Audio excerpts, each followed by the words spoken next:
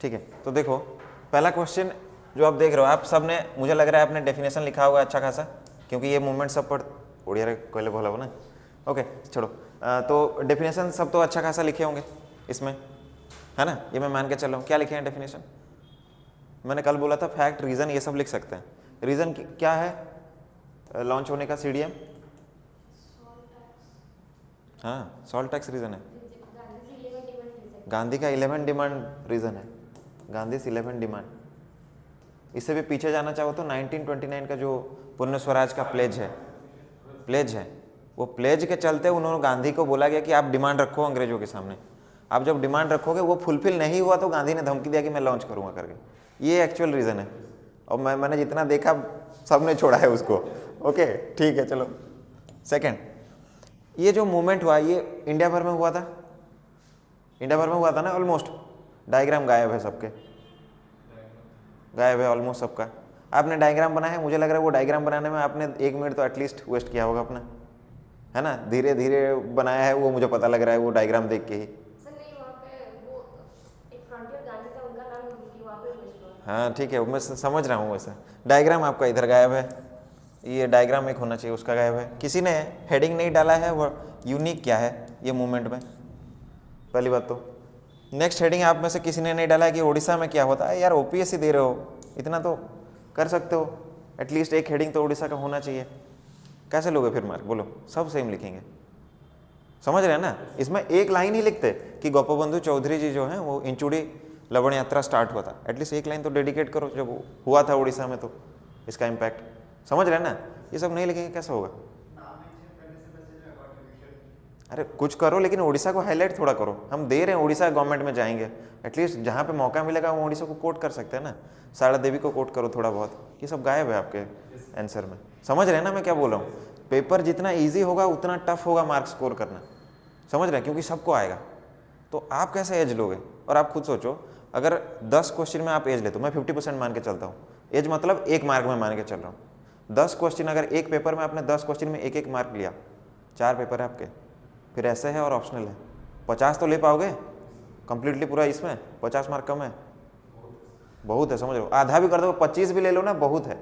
इतने लोग पीछे छूट जाएंगे, पता नहीं लगेगा। तो जितना जनरलाइज सवाल है उसमें तुम्हें उतना एफर्ट डालना है कि मैं कैसे एग्जामिनर को फोर्स करूं तुम मुझे मार्क दो। कल मैं वही बोल रहा था, समझ रहे हो? तो वो करना पड़ेगा। जो सवाल ज़्यादा ईजी है कोशिश करना मैं कैसे इसमें 1 मार्क एक्स्ट्रा लाऊं, उसके लिए तुम्हें डायग्राम जरूरत है करना, फ्लो चार्ट जरूरत है करना, ये सारे पॉइंट्स ऐसे कर सकते थे, समझ रहे हो? अब डिस्कस करते हैं तो आपको पता लगेगा क्या करना है। देखो, तो हमने इंट्रो तो बात कर लिया इस पर, ठीक है। नेक्स्ट, जैसे बॉडी आपने लिखा, तो मैंने बोला जैसे आपका एक डायग्राम होना चाहिए, ठीक है। हमेशा डायग्राम आप राइट साइड में करेंगे, सिंपल करेंगे। जिनको इंडिया का मैप बनाने में प्रॉब्लम है, सिंपल आप ऐसा कर सकते हैं, इधर एक ऐसा करो, इधर एक ऐसा करो, इधर ऐसा कर दो, बस इंडिया हो गया। आपको वो सुंदर नहीं मांग रहे, ओके। तो ऐसा आप कोई भी मैप ड्रॉ कीजिए। फिर आप क्या करेंगे इस पर? पहली बात तो आपको फिर ज्योग्राफी में ज़्यादा प्रॉब्लम होगा, क्योंकि आप मैप प्रैक्टिस नहीं किए हैं, पहली बात, ठीक है, छोड़िए। फिर आपने बॉडी में आप लिखना स्टार्ट करेंगे, बट इससे पहले एक डायग्राम बना दीजिए। वहाँ पे जो एरिया है, विथ एरिया तमिलनाडु मैंने लिखा, किसका नाम लिखूंगा? सी राजगोपालचारी, ये मैं यहाँ लिखूंगा। फिर मान लेते हैं नॉर्थ ईस्ट से एक कोई लीडर का नाम है, बोलो। हाँ सॉरी, रानी गाइडेनल्यू। नॉर्थ ईस्ट बहुत कम मूवमेंट में जुड़ा है, समझ रहे हैं, नाम कम आता है, ये छोड़ देंगे नहीं चलेगा, वही तो मार्क दिलाएगा तुम्हें ना। वही तो पॉइंट है ना, कैसे लोगे मार्क एक्स्ट्रा 1 मार्क, वहाँ से ले सकते हो, ठीक है। इसके बाद तो ऐसा आप करोगे, उड़ीसा का आपने किया, बंगाल का आपने किया, जेम्स एन गुप्ता आपने लिखा, ठीक है। सॉरी, ये आंध्र प्रदेश हो गया, ये आपका वेस्ट बंगाल का हुआ। बिहार से आपको कोट करना पड़ेगा, जो नॉर्थ वेस्ट है, जो नॉर्थ वेस्ट फ्रंटियर प्रोविंस था, खान अब्दुल गफर खान थे, उनका जो रेड शर्ट करके उनका ऑर्गेनाइजेशन था।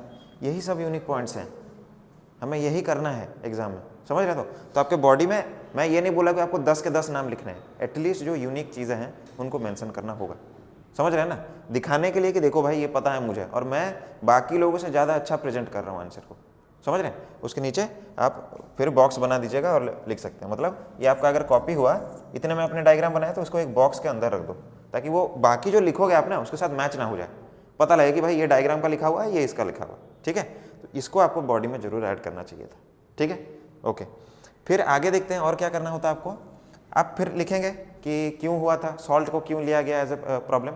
इसमें मैंने अभी एक चीज़ बोला कि कुछ आपको आइदर आप यूनिक लिख सकते थे या फिर इसके अलावा आप लिख सकते थे यूनिटी इन डाइवर्सिटी का आप हेडिंग डाल सकते थे।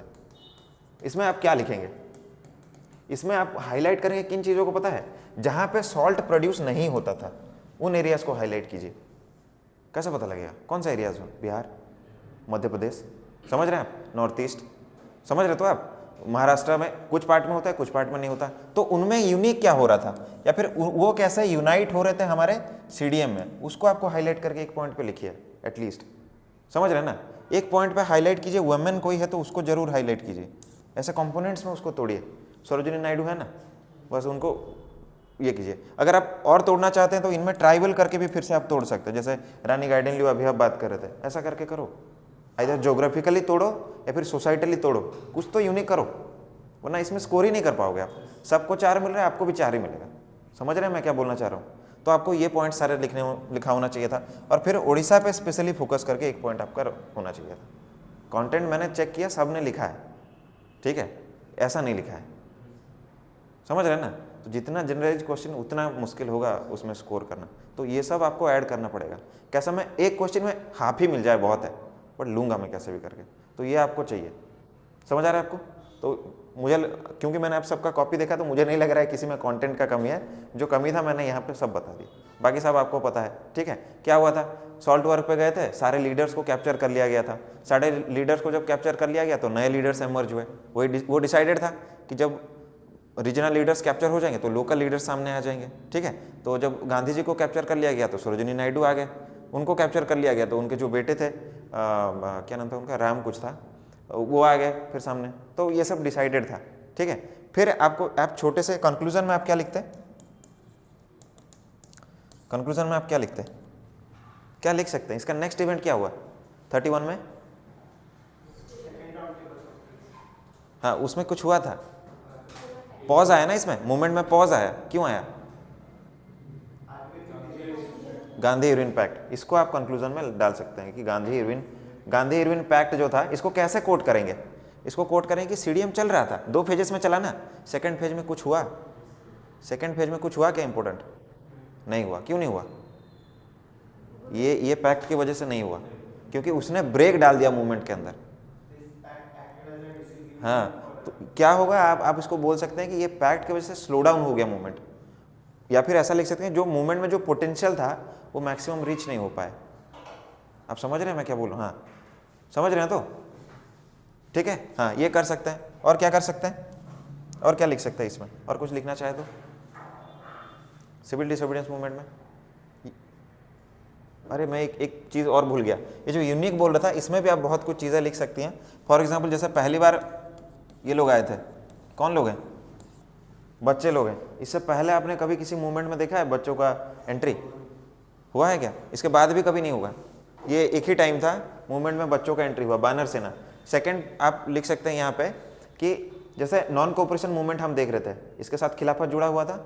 हिंदू मुस्लिम यूनिटी जितना था सीडीएम में उतना था क्या, नहीं था। तो आप डिफरेंसेस भी लिख सकते हैं ऐसा करके पॉइंट्स, जो इसमें हिंदू मुस्लिम यूनिटी नहीं था। और क्या नॉन कोऑपरेशन से ज़्यादा है, ऑल जितना एरिया नॉन कोऑपरेशन ने कवर किया था उससे ज़्यादा सीडीएम ने कवर किया था। ये सब भी आप लिख सकते हैं अलग सा हेडिंग देके, व्हाट वाज यूनिक करके, समझ रहे हैं ना। एक हेडिंग यूनिक डालिए, एक हेडिंग यूनिटी इन डाइवर्सिटी डालिए, और हाईलाइट कीजिए कि बिहार में वो लोग नाखास पॉइंट पे चले गए, एमपी में उन्होंने फॉरेस्ट लॉज के अगेंस्ट में वो लोग चले गए, महाराष्ट्र में चौकीदारी टैक्स वो हो गया। समझ रहे हो, तो प्रॉब्लम बहुत सारा था, सेंट्रल प्लेटफॉर्म उनको मिला सीडीएम, वो लिखना होगा, यही डिमांड है क्वेश्चन का। समझ पा रहे हैं आप। फिर वुमेन में भी वही सेम किया होगा, फिर क्या है ना, कुछ यूनिक नहीं किया आपने, मैं मान के चल रहा हूँ, मैंने देखा थोड़ा बहुत, पूरा तो नहीं दिख पाया। यही करना पड़ेगा आपको इस तरह के सवालों में। जो मुश्किल है वो तो सब खराब ही लिखेंगे, जो सब लिखेंगे उसमें कैसे ज़्यादा लोगे। प्रीलिम्स तो है नहीं कि टिक कर देना है, उसको भी 2 मिलेंगे, आपको भी 2 मिलेंगे, नहीं होने वाला। तो वो सब आपको दिमाग में पहले से बिठा के जाना होगा, ठीक है। ओके, सीडीएम का, अच्छा इस पर कोई कोट है क्या जिससे मुझे मार्क मिल सकता है, बोलो कोई कोट है क्या सीडीएम को लेके।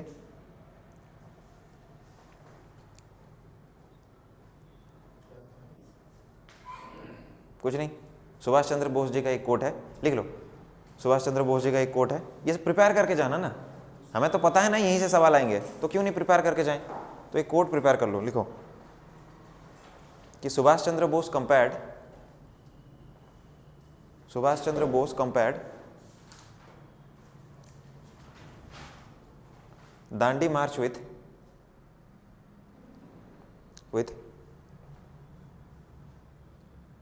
Napoleon's march to Paris. Napoleon's march to Paris from the island of Elba. From the island of ELBA, Elba. Napoleon को भी निकाल दिया गया था ना, वापस वो रिटर्न करते हैं, वो बहुत फेमस मार्च है। तो सुभाष चंद्र बोस जी ने ये कोट किया था उस टाइम पे कि गांधी का जो मार्च है साबरमती से लेकर दांडी तक, वो सिमिलर है जो आपका नेपोलियन है उनका आइलैंड ऑफ एल्बा से पेरिस तक आना, ठीक है।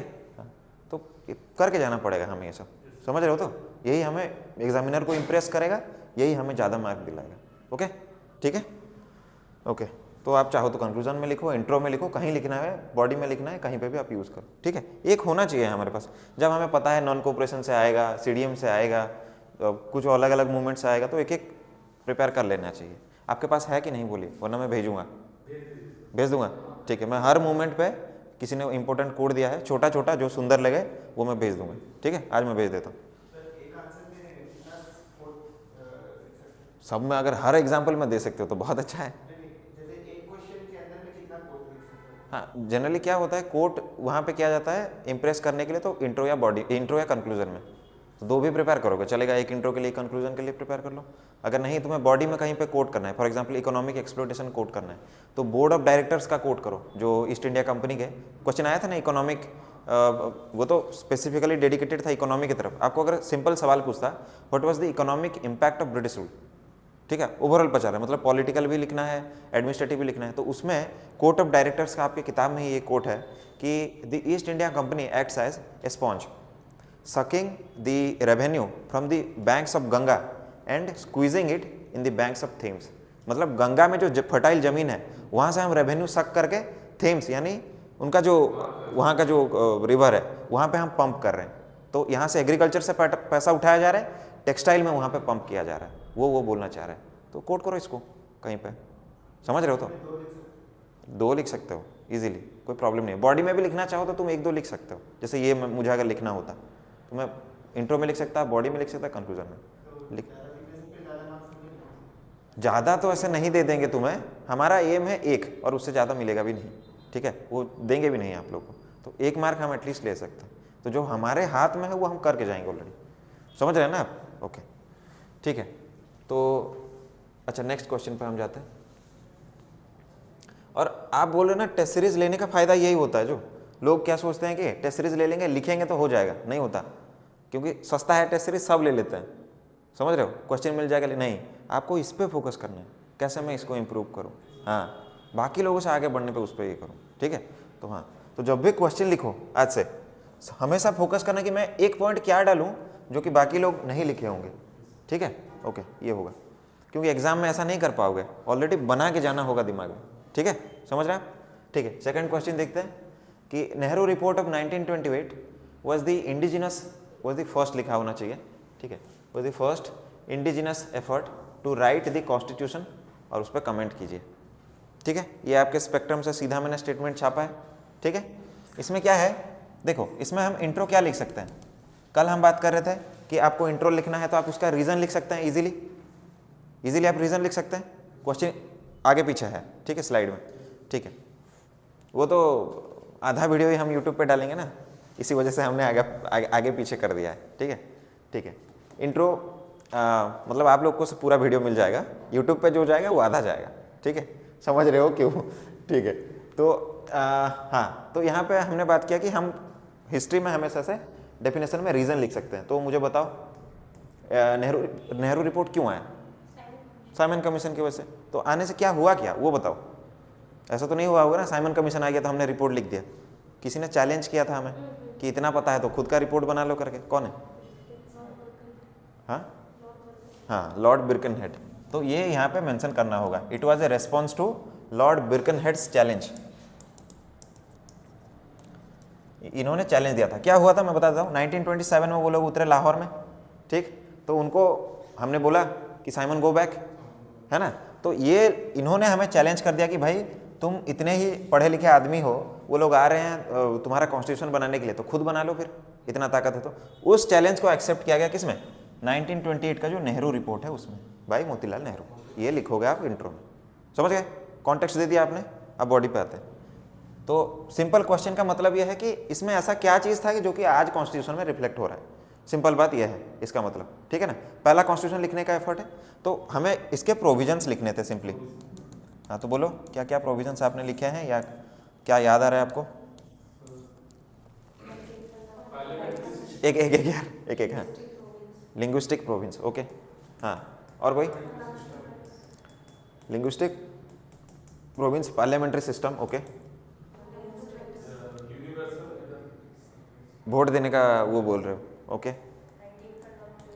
क्या क्या, 19 फंडामेंटल राइट्स, बढ़िया पॉइंट है। और जॉइंट इलेक्टोरेट, सेपरेट इलेक्ट, आप लिखोगे जॉइंट इलेक्टोरेट को, सेपरेट इलेक्टोरेट को। हाँ, उन्होंने बोला सेपरेट नहीं चाहिए। और माइनॉरिटी के लिए कुछ बोला था क्या, माइनॉरिटी राइट का अच्छा ध्यान रखा जाना चाहिए, स्पेसिफिकली मुस्लिम्स का, ठीक है। तो उन्होंने बोला माइनॉरिटीज़ का ध्यान होना चाहिए, उनमें भी स्पेसिफिकली मुस्लिम्स का ही होना चाहिए। तो फिर लिखे होगे फिर, तो सब तो बता दिए फिर, है ना, ओके। कंक्लूजन में क्या लिखोगे फिर, डबल एज, कैसे, इसको इम्प्लीमेंट किया जाएगा तो हिंदूज अपना सपोर्ट खींच लेंगे और आईएनसी का बैक, और अगर इम्प्लीमेंट ना किया जाए तो मुस्लिम लोग एलिमिनेट हो जाएंगे। अच्छा, इसमें और दो पॉइंट मुझे याद आ रहा है। एक था सेकुलरिज्म, सेकुलरिज्म था ना, एक वेस्टर्न कॉन्सेप्ट ऑफ सेकुलरिज्म बोला था, तब तो ईस्टर्न सेकुलरिज्म डेवलप नहीं हुआ था। और एक था डोमिनियन स्टेटस, आप बोले थे शायद डोमिनियन स्टेटस ना। हाँ, तो एक था आपका डोमिनियन स्टेटस, ठीक है। इसको ना लिखेंगे तो भी चलेगा, इसको मेंशन करना पड़ेगा, ठीक है। सेकुलरिज्म को वो करना पड़ेगा कि वेस्टर्न कॉन्सेप्ट, सिर्फ सेकुलरिज्म से नहीं चलेगा, वेस्टर्न कॉन्सेप्ट लिखना पड़ेगा। हाँ, कंक्लूजन में हम ये कर सकते हैं कि ये पास हो पाया, हमारे ही लोगों ने इसको एक्सेप्ट नहीं किया, उसको आप मेंशन कर सकते हैं, किसने एक्सेप्ट नहीं किया। हाँ, खुद जवाहरलाल नेहरू थे। ये जो नेहरू रिपोर्ट बनाया किसने 28 में, मोतीलाल नेहरू थे। इनके कमेटी में खुद जवाहरलाल नेहरू भी थे, एससी बोस भी थे, बहुत सारे लोग थे। इन्होंने ही इसको डिफीट कर दिया, अपोज कर दिया कि बोला डोमिनियन क्यों मांग रहे हो, ये क्वेश्चन पे हो गया। तो आप कंक्लूजन में वो लिख सकते हो कि इट वाज प्राइमरीली डिफीटेड, किस वजह से, डोमिनियन स्टेटस मांगने की वजह से, ठीक है। क्योंकि इस टाइम तक, हाँ,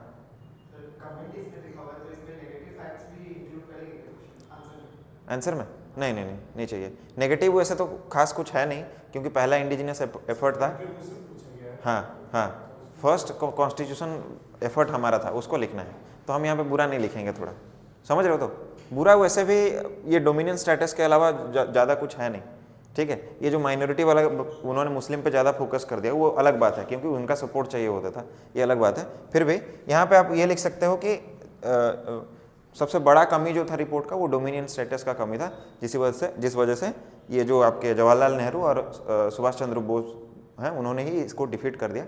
फिर क्या हुआ था, इन्होंने अपना एक ऑर्गेनाइजेशन बनाया था। ये जरूरी नहीं है मेंशन करना, अगर आपको याद है तो लिख लो, इंडिपेंडेंस फॉर इंडियन लीग, ये करके उन्होंने अपना अलग ऑर्गेनाइजेशन बनाया था, ठीक है। ये नहीं जरूरी है, बट याद आ रहा है तो लिख सकते हो, ठीक है। ये क्वेश्चन कवर हुआ पूरा, ये लिखे होंगे सब लोग, क्योंकि आप आंसर बोल रहे थे सब, ठीक है, ओके। एक्चुअली ये जो प्रीवियसली जो CDM था ना, मैं उस पर सोच रहा था गांधी के 11 डिमांड्स पे क्वेश्चन पूछ लूँ, फिर लगा ये सब आप इग्नोर कर दोगे, कॉपी छोड़ के आ जाओगे, तो नहीं डालते हैं करके। नेक्स्ट क्वेश्चन में आएगा, प्रिपेयर कर लेना है उसको। इतना बड़ा रीज़न है यार, CDM के पीछे वो अगर रीज़न है तो पता होना चाहिए कि नहीं होना चाहिए, समझ रहे हैं ना। इतना बड़ा इवेंट हुआ, उसके पीछे कोई चीज़ है तो वो आ ही सकता है। खासकर ऐसे सवाल OPSC में थोड़े कम आते हैं, इसी वजह से मैंने नहीं डाला। प्रोविजंस को नहीं नहीं, ऊपर ऊपर से याद कर लो क्या मांग रहे थे। वो सब में डिमांड कर रहा था कांग्रेस, ऐसा कुछ नया नहीं था। एक चीज़ ज़्यादा डिमांड हुआ था, दैट इज सॉल्ट, एक ही। बाकी सब कांग्रेस डिमांड कर रहा था, सिविल सर्विस, एक्सपेंडिचर आर्मी में कम कर दो, वो सब हर मूवमेंट में वो डिमांड कर रहे थे। इसमें एक क्लास क्या रिजेक्ट हुआ, सभी रिजेक्ट हो गए, सभी रिजेक्ट हो गए।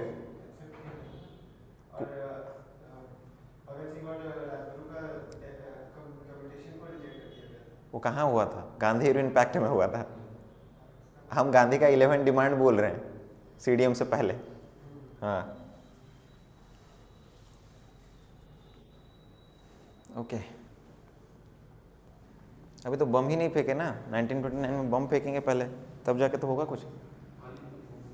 हाँ ये फिर ये सवाल ये कैसा लिखा है आपने, मुझे फिर बोलिए। इसमें कुछ किया है कि नहीं, क्योंकि ये भी जनरल सवाल है। कुछ नहीं किया? हाँ तो वॉइसेस लिखे ना, कैसे लिखे वो बताओ। हाँ हाँ किस में डिवाइड किए? जैसे क्या?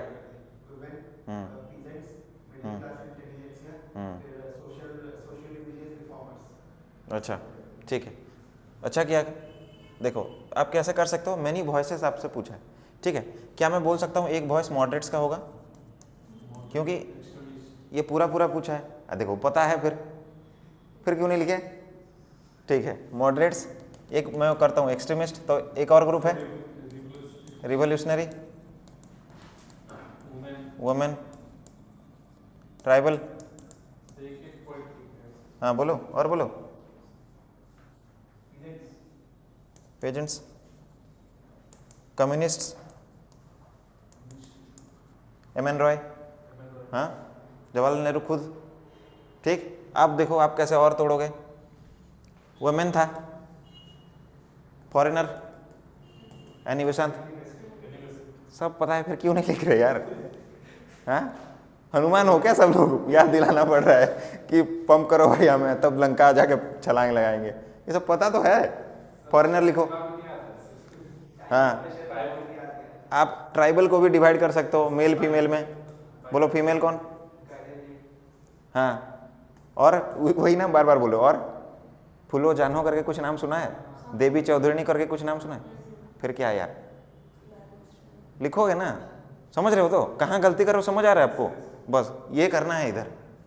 अब पॉइंट्स आपके पास, अब 15 पॉइंट निकलेंगे, 5 लिखना बस या 10 लिख देना। समझ रहे हो तो कहाँ ये हो रहा है, बस खत्म है और क्या। अब चलो बताओ, एक एक एग्जाम्पल बताओ मुझे इनमें से सबसे।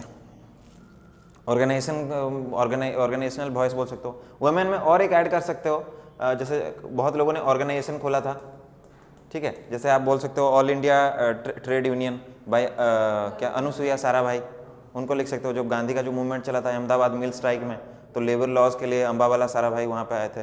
सॉरी अनुसुईया साराभाई, उनकी जो बहन है वो आए थे, वहाँ पे लिख सकते हो। वहाँ पे